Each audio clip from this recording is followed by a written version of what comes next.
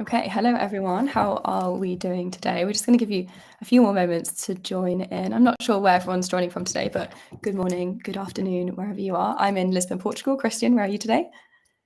Houston, Texas. Lovely. Okay, amazing. Brilliant. So we've got quite a lot of people coming through. I can see Ryan, Christina, Sophie, Jamie, Amy as well. Okay, amazing.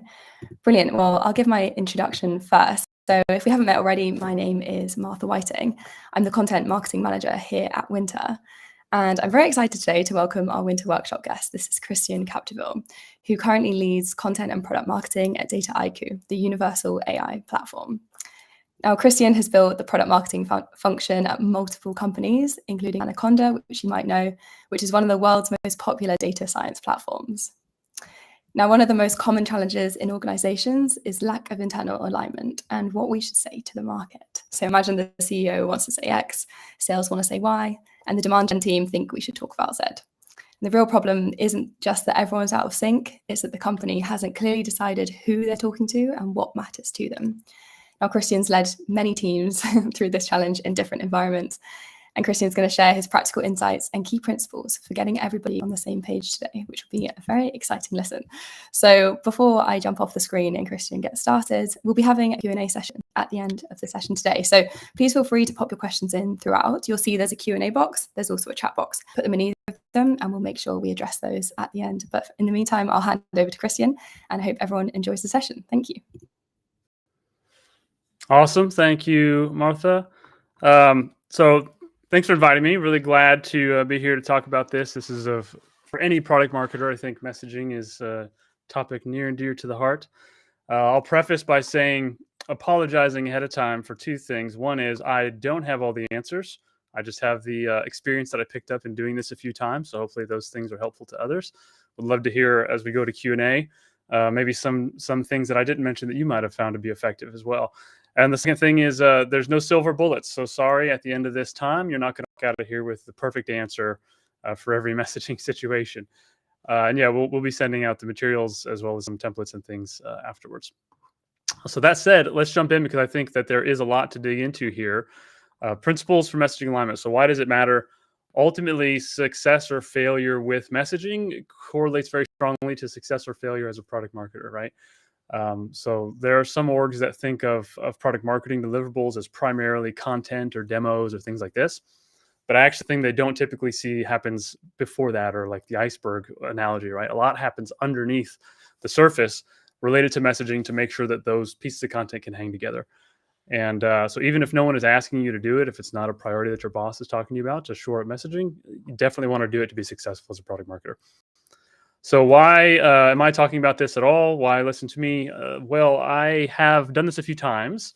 I started my career actually in oil and gas and basically made a transition into data science and AI ML as a product marketer based on some of the stuff that I did in the oil and gas world.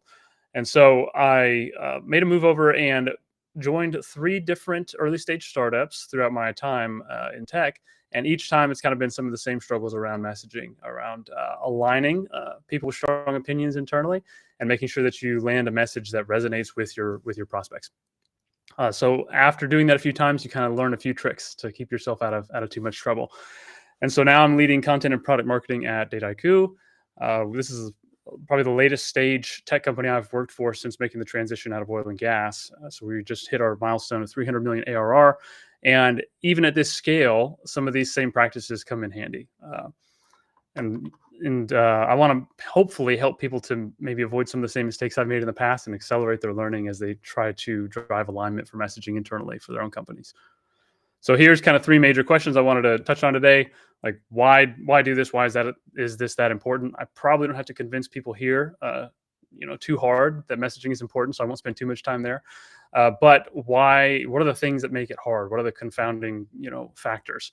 And then how can we do things to make it a little bit easier? So first off, why? For why, I want to talk a little bit about who. I'm hoping that many more people than I've listed here on these bullets will find usefulness and value in this. But as I was building these slides, I kind of thought about who is this for? Well, it's for the me of the past. So maybe solo and founding product marketers, early stage startups. It's for others I've worked with, like junior and mid-level product marketers that are looking to grow into leaders here. This is a critical piece. And also for more senior PMMs and mature companies, you still will deal with these like multiple stakeholders, high-powered stakeholders with lots of opinions, and it gets even trickier at larger companies because you have more products across which you might have to do this for. And then there's the whole GTM and marketing folks that work with product marketers. Maybe this can give you a peek into how you can use the work coming out of the product marketing team to do better ads and demand gen campaigns and all that kind of stuff, and how you might be able to give feedback back to the product marketers, which can be super helpful for us. So first off, let me just set up a little story, tale of two different product marketers. So I tend to think of this as like, one is the spearfisher, right? So this is, I've named it this way because every asset or piece of copy is tackled one by one. So when you have to do a one sheet, you've got to start from scratch. When you need to do a sales deck, you're going to start from scratch. And every question of like, what is the message on this? What's our unique benefits? These all become like a Slack message that goes directly to your inbox. This can be pretty tough. You're on a treadmill that you're never really going to, to overcome. It feels kind of like chaos. Now, the second one I'll call the conductor, so named because there is like this central place from which all messages and copy are like orchestrated to hopefully reinforce a similar message. And as things evolve, this kind of source of truth, the central place, can be used as a leverage point to steer the rest of the organization. So especially in times when you are evolving your message or you're trying to do like a new category or hit a new audience, having this central leverage point is super, I would say, critical to be able to do that well when you have a lot of people in the organization that have to follow you in that change. So, spoiler alert, probably no surprise, I have been both of these product marketers at different points in my career. And specifically, this was before and after I've kind of like really learned the value of clear, central, aligned messaging. And one, definitely sucks more and one definitely sucks less. So let's try to get everybody here further on to the right. That's the goal, right? All right, so what makes it hard? There's three things that I've seen over and over. One is messaging is actually misunderstood by the people that you're trying to align with, typically. By very smart people, but they have different roles than us, so they don't think about it the same way. So really, I think it takes product marketers even a few years to like intrinsically understand messaging, like how to structure it, what's important in there, what's different from between messaging and positioning, how we should use it. So it shouldn't be a surprise that the people that we need to align with who don't think about this stuff all day may not be on the same page as us, when it comes to what messaging is and how it can be used for. So this can lead to a lot of confusion and extra iteration cycles when you start like getting feedback from these people to capture the core ideas for what your messaging should be. Number two, it can feel like way too subjective. So we don't really have a source of truth to build from. We might debate our internal opinions. And, a lot of times the highest paid person in the room will win out, or potentially becomes a group exercise like messaging by committee, where we kind of throw in everyone's opinions and just let the thing grow so we can say everything. And then lastly, let's say you do get aligned and you're proud of what you've produced, and then it doesn't actually get adopted. So it can be really tricky to get people to actually use the new messaging. Everyone might have their own deck. People, they have these kind of months and years of habits of talking about the company in their own way. And so to help address some of these challenges, let's talk about how we can make it a little bit easier. So first off, I want to talk about messaging is misunderstood, right? So how can we move from being misunderstood to mastering it? There's one thing that we can do, which is clarify when we're talking about positioning versus messaging versus copy. Another thing we can do is set constraints to actually simplify the process of getting alignment. And the last thing I'll call out is asking what I call small questions. And so let's dive into each of these real quick. So first, positioning versus messaging versus copy. Tons of different definitions out there. If you Google it, you'll find a bunch of different ways to talk about it. But I think about it this way. Positioning is basically where we sit in the market. Messaging is how we talk about ourselves, how we talk about that position. And three is copy. So these are the words that customers actually see on like a website or an ad or something like this. So you might have been in a situation like this before. A CEO says, "Hey, we got to update our messaging." I've been in the situation. I think, okay, great. We're going to do this number two, this middle pillar. We're going to update our messaging. We're going to update the bent language and whatever we've learned from, we're going to use whatever we've learned from the market and from our customers recently to do that. And so I'll start a nice doc with a clean little table that has our value and our benefits. You share it for review. And before you know it, like 10 iterations later, we've like added everything you can think of, competitors and differentiation, points by audience, like you name it, right? So why does that happen? It's because that stuff actually does have to be defined and understood first. And so if you find your messaging, if you're trying to work specifically on messaging and you find that that work is growing to encompass everything, like all the things we might say about ourselves, it might be a sign that we actually first have to align on positioning over there on the left, number one. And so that can be a signal for you. And actually, the template I'm going to share later after this call has both messaging and positioning kind of in one template. You go from positioning to messaging, because oftentimes, especially if you're working with like a CEO or senior leaders, they will want to talk about all those things together, and you need to be able to parse it out so that you don't try to solve everything within one messaging block. All right, so setting constraints sometimes can help to speed alignment. So this example is like a very simple example, and this is something that I'll try to use to align stakeholders. Basically, I want to boil it down to where we just have value prop and 3 supporting benefits, and I want to force me and the people who are helping me to align and rate just in these boxes. So there's no room for extra boxes. I'm not going to add extra boxes. We just need to make sure that we talk about these things in an aligned way. I'll call out, I'll give a hat tip here to Emma Stratton, who wrote a book and gives a great course on punchy B2B messaging. This kind of framework, this simplistic framework of how to present value prop and benefits, I learned in a course from her. So go take that if you haven't already. Anyway, I think about this as like the old Mark Twain quote, right? Like, I didn't have time to write a short letter, so I wrote a long one instead. Oftentimes, if we have a lot of things being added to our messaging, it's because we haven't taken the time to think about it enough to where it can be simple. And so that should be forcing function for us, and we should hold ourselves to the standard of, no, we're not done until it's simple, because we don't understand it well enough. And if we don't understand it well enough, how are we going to help our customers and our prospects to understand it well enough? So let the tiny borders of this framework force you and your team to think about it enough until you can fit the core message inside of it. All right, so what's a way that we can do this? One way in various scenarios I've seen be super useful, very effective, especially when dealing with maybe visionary folks and executives who like to think about a lot of different things. Sometimes we can ask really small questions. So these are real examples that have happened to me in the past. There are, if you've been in the interesting situation where your CEO says, hey, we're going to do a whole new category. Category creation is our play. And they have this cool grand vision. Maybe they even have a nice tagline for it and everything. The one question I'll typically ask after that pitch is, all right, who buys this? And then I just be silent. And you need to get as specific as possible with this. So like, who exactly in what company and in what title buys this for what challenge?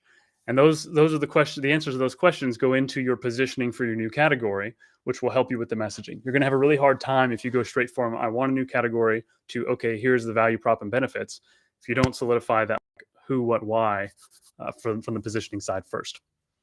Well, when you're talking about differentiators, right, a lot of times depends on your organization. Some places think you don't have any competitors, and some places think that you need to talk about every competitor. So realistically, you want to ground this in your customer's reality. So if we didn't exist, how would they solve this problem? Or how are they solving this problem today if they don't know about us? Rather than what are all the different solutions and startups out there that we might pick a fight with. It's more like, actually, for the majority of our customers, what does their world look like today? They're not thinking about this as much as we are. So what are the like 2 or 3 real alternatives that they're gonna use if they don't use us? And let's make sure we differentiate against those. And then one of my favorites is when you're at the copy stage and you're talking about like, what should our headline be on our homepage or something like this, or on a landing page for a big campaign. There will be this desire sometimes, especially if you have multiple people working on the project, to be like, okay, we need a CTA for this. We got to make sure that people do that and that they understand this. And one of the best clarifying questions that I've used, especially if you can bring some data to back it up, is like, hey, our average page view time is 22 seconds. So our ideal customer is coming onto this page for 20 seconds, and they're going to remember one thing. And they're going to maybe do one thing if we're lucky. So what is that one thing you want them to remember? What is that one thing you want them to do? And again, be silent. And oftentimes you will get alignment out of that, because they'll say, okay, if I have to pick one, it's this. And exactly what you anchor the top of the page to. And oftentimes that's a hint as to what you should anchor your messaging to as well.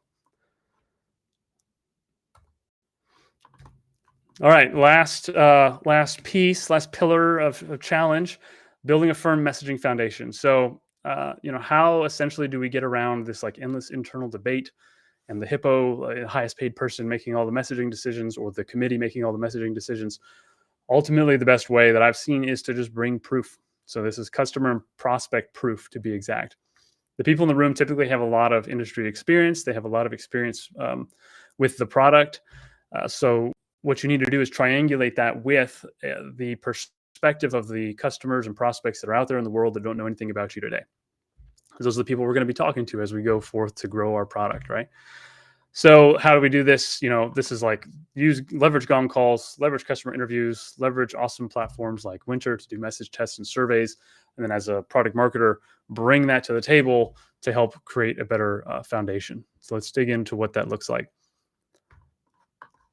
This is my mental model. I've actually never drawn it before, but as I was thinking about this presentation, I realized this is how I think about it. For messaging that is grounded in a solid foundation. So ultimately, messaging should communicate the prospect's reality, or it should resonate with the prospect's reality. So I like to lean on this concept of VBF, like value, benefits, and features, in that order.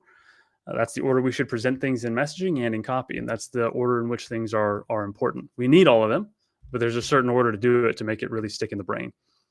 So how do we actually land that and resonate it with our prospects? We have to know the prospect's reality outside of us. And we're not going to do that if we're just talking to people internally. We're not going to do that if we're just talking to the executive team, if we're just talking to our salespeople even. We need to kind of triangulate across what's happening outside of our walls. Once you do that, the value and benefits that you pick can anchor pretty closely to their core and chief concerns. So I'll give you a story here. One time there was a company I was working at, considered a big positioning pivot, category creation play. We were going to go all in on it, right? And internally, everybody's very excited about it. But I had doubts. So I actually ran a survey to I asked that question, who's going to buy this? I ran a survey to those people who we thought were going to buy it. And in 2 days, we found out that, while everybody in our ICP understood this problem, it was a 6 out of 10 in terms of their priority, which effectively means they didn't care. And a big category creation play from us was it was going to fall flat. So that one thing basically saved us what I would consider months of pain, because when it fell flat, we would have had a really hard time knowing whether it was the problem space or the wording, or did we pick the wrong audience. It would have been really hard to tell just by looking at website numbers or something like this. So in this case, we were structured correctly with our messaging. We had value, benefits, and features, but we weren't rooted in the prospect's reality, or the right prospect's reality, to make it valuable, to make it resonate, to ultimately make us money. So there's that's this form here. We had this nice value and benefits, but we didn't have the right foundation. And then, my heart goes out to those of you who might be in this situation where you're leading with features and benefits and value are optional. Obviously, just you got to fix that, flip that around. That's step one, and then you can build the foundation on the prospect's reality. And by the way, if you're struggling to get support for things like message testing and surveys, people that want to spend time or money on it or don't see the value in it, go ahead and send a message to Pep, have me on again, and we can talk about how to get excitement and budget for your message testing initiatives. That's a separate topic. All right. I said the last one was last, but actually this one's last. Getting adoption. So adoption is really about human dynamics, less about process. I think sometimes I see people trying to solve this with process purely, and you need a process to get adoption, but really you got to understand the human dynamics and psychology at play in order to get adoption. So think about, if for those of you who are familiar with it, the FOG model, understanding motivation, ability, and prompt, what actually needs to happen for people to do something. And ultimately it's all about incentives. So some of the ways to do that is have people involved early in the process so that they feel like they have some skin in the game. Another one is to make sure it's very clear to them how they can use what's being produced in a way that will improve their life. So we'll talk about that in a second.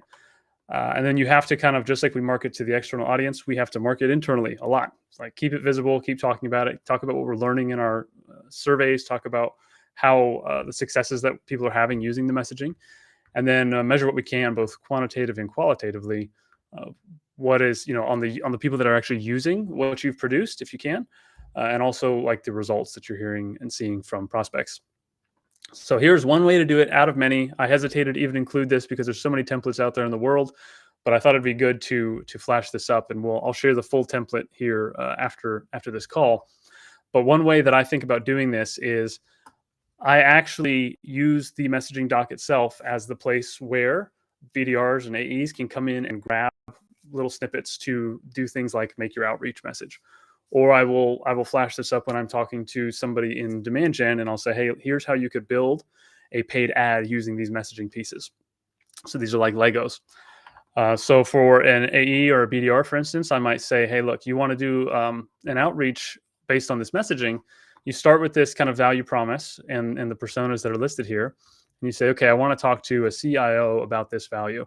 You're going to pick the benefit pillar that aligns most closely with that persona. So normally I'll have like a persona tag here for which pillar aligns to which personas. And you're going to just copy and paste this benefit statement. This will be very plain language. It'll be benefit first.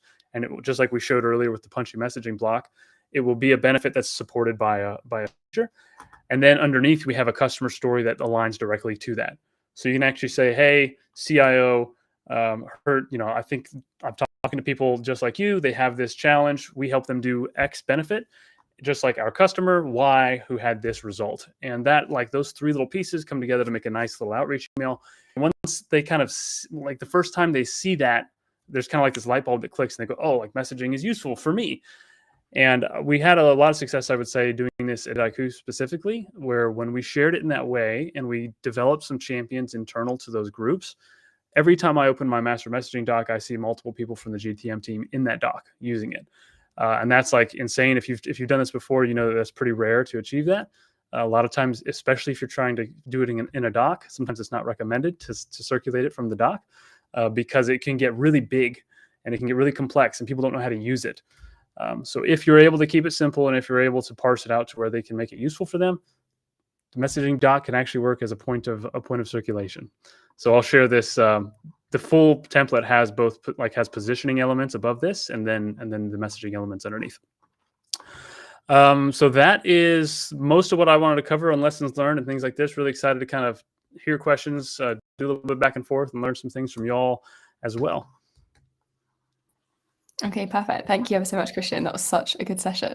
We're going to head over now to the Q&A. I can't spot any there currently, so everyone, please feel free to send those in now. I've got one, I guess, to start with, just talking back to that template that you just shared. Once all of everything's been defined, I'm really curious to know from perspective how often this should be reviewed, what that review process should look like, and how often it should be revisited, I suppose. Yes. So actually what I do is I have a kind of main, I love the tabs in Google Docs. So I have a main tab that is like the production grade one. So those of you who are familiar with coding, right, you have like a dev environment versus like a prod environment. That's my prod, it's my production environment. And I have a dev environment behind it. So as I'm talking with product people and as we're talking to customers, I'm suggesting edits on basically a copy of the main messaging. And then either every month or every quarter on some cadence, you will kind of lock those changes and push it and let people know, hey, we've got new messaging. But I want to make a comment on that, like, okay, whether it's monthly or quarterly, do it in a stage controlled way, make sure people know when the messaging is changing. But the additional, like, if I go back to kind of these three things, positioning, messaging versus copy, what's interesting is like all the way over here on the left, positioning does not change very often at all. All the way over here on the right, copy changes like every day, depending on what asset you're working on. Messaging is somewhere in the middle. Messaging will change as you learn things from customers and prospects and as different things are important to you as a company and to your goals. So the very fuzzy way of answering that is positioning almost never, copy all the time, and messaging sometimes. Okay, fantastic. Brilliant. We've just had some more questions coming in through here. Bear with me 1 second how I just click through this. Okay, Natalia is asking about too many cooks in the kitchen sort of situation when working on messaging. So oftentimes sales leaders want to involve sales reps and account execs, and it just gets wild. Do you have any advice on this, and how do you manage that?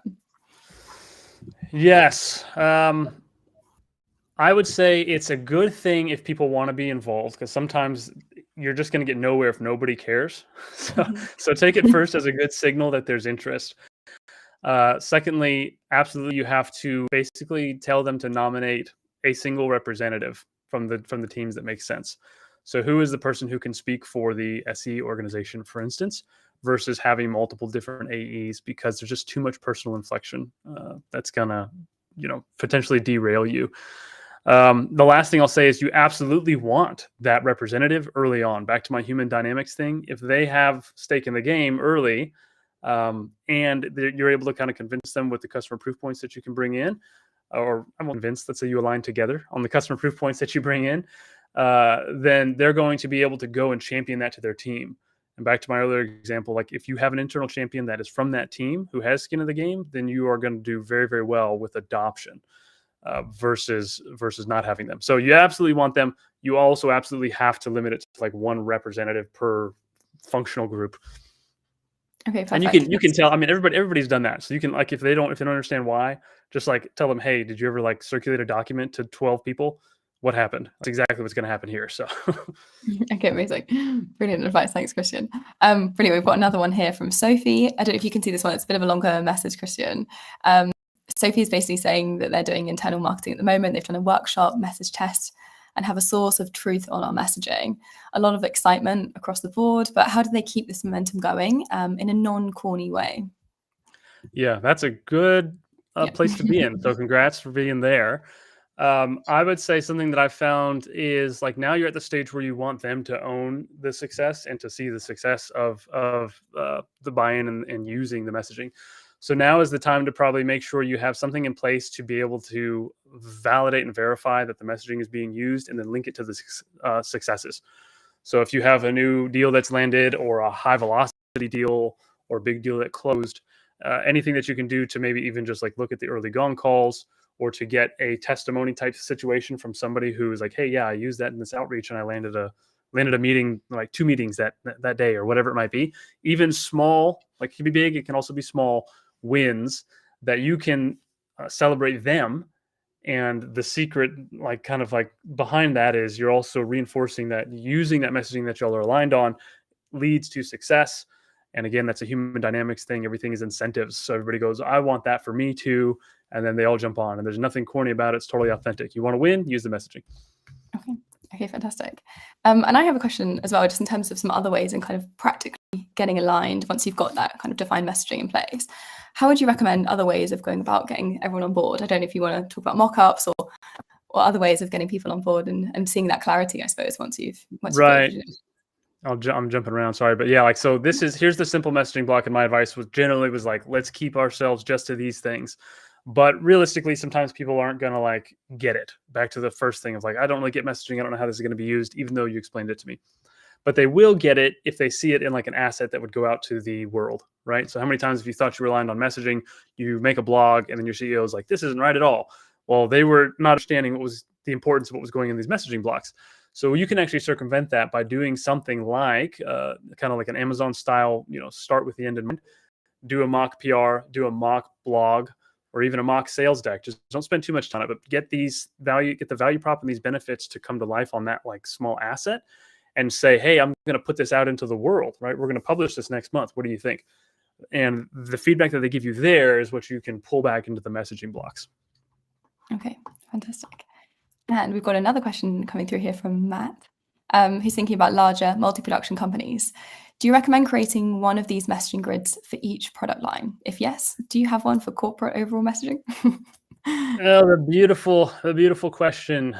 This is something that I have at Dataiku because we have so many different products and features. And so you have to ask at some point, like, I need more than just my overall company message block, but I don't want a messaging block for every individual feature. Where do I stop? Right. And that's going to be subjective. It's going to be different for every company. I do think that obviously if you have different SKUs, you're going to need some sort of messaging related to those different SKUs. If you have an important feature set, like a big set of features that comes together to be something that you market a lot, like for Dataiku, it's we have this thing called the LLM mesh. That's not really a SKU and it's not really a capability, but it's a big enough feature set that supports enough things that we say, okay, we're going to talk about it enough times that we need aligned messaging blocks on it. But you don't ultimately want your messaging document to be 200 pages. So you do have to like limit it. So what I found is, maybe to go back to the answer to this question, is at the overall company level, you need more, right? So you're going to have your boilerplates. You're going to have your like brand identity and brand narrative. It might be like 1 or 2 pages just for the overall company, as well as calling out who we're for and what are the benefits and all that kind of stuff. Then for like your big capability sets or SKUs, you're going to want something that's like a medium size, which will be mostly what I showed. If I'm going to jump around here, mostly around what I showed here, right? Key benefits, features that support it, customer testimonials related to that specific thing. And then as you go down further, if you find that you need to keep answering, how do we talk about this individual feature? The best thing I found is have like a simple matrix that has like a one-liner for each one. But most of the time people are satisfied because the features themselves will line up to these like larger key capability sets. So with these blocks plus the overall like company-wide branding with the boilerplates and all that, that'll usually give people, when I say people, it's sales and marketing primarily, the ammunition they need to talk about almost anything. Okay, brilliant. And we've got a couple more questions here. We've got one from Liash here. How do you deal with updating messaging when sales cycles are extremely long? We know from the past 6 years of closed deals that it takes an average of 12 to 13 months from initial engagement to signed deal. How should we update our messaging, and how should we test what's working when the message might only land in 6 months from now? Really good question. Yeah, that's a great question. My sales cycles aren't that long, but they are long, and so you can use closed deals as a signal, right? But if you're saying, okay, I've started this here, and now am I going to wait a year to decide whether the messaging is working? No, definitely can't do that. So what you probably want to do is think about indicators in terms of like leading versus lagging indicators. And so you have leading indicators, which for me might be like, how many meetings am I able to book using this messaging? That's one indicator. Am I getting better results, either more meetings or like more of the right meetings? And I can tell that by the number of people that go from first meetings into like qualified opportunities in the sales pipeline. So try to first look at your leading indicators as much as you can. And definitely when you have a long sales cycle, you want to marry it up with some qualitative stuff from Wynter that will help you in a couple of days, basically just to say, okay, my early indicators plus the qualitative input that we've gotten from our ICP tells me that this is better than before. And if you're doing this kind of surveys and message testing on an ongoing basis, you'll be able to do that comparison over time. And then later on, you can look back and say, okay, my lagging indicators next year have improved or decreased or whatever. But there's so much that goes into a 12-month sales cycle that the messaging it's hard to manage the to understand the impact of the messaging on a long sales cycle like that. It's really about getting people interested and into the pipeline and qualified. That's where most of your juice is, I think. Okay, brilliant. And Ron's got another one here just on audience as well. Could you tell us a little bit more about how you surveyed your audience ahead of time, which prevented you from unintentionally going down the incorrect product market fit rabbit hole? Did you survey people in your database? Or if not, how did you get the right audience? Secret Weapons Wynter. I've name dropped it like 4 or 5 times, but there's really no other way to do it that I've seen. What I did is I said, okay, I know that I need to talk to, in this case, it was CIOs and IT leaders, companies of a certain size, only in kind of this certain industries where I thought this was going to be important. And my surveys, typically, I didn't want to lead the audience, right? So for anybody who's doing either Wynter surveys or customer interviews, I would highly recommend Teresa Torres' book. What is it called? Hang on, why am I blanking? I haven't talked about it in long enough. Continuous Discovery. I think that's what it is. Continuous Discovery. And there's a marketing version of this that a couple folks took and kind of translated into marketing called Forget the Funnel.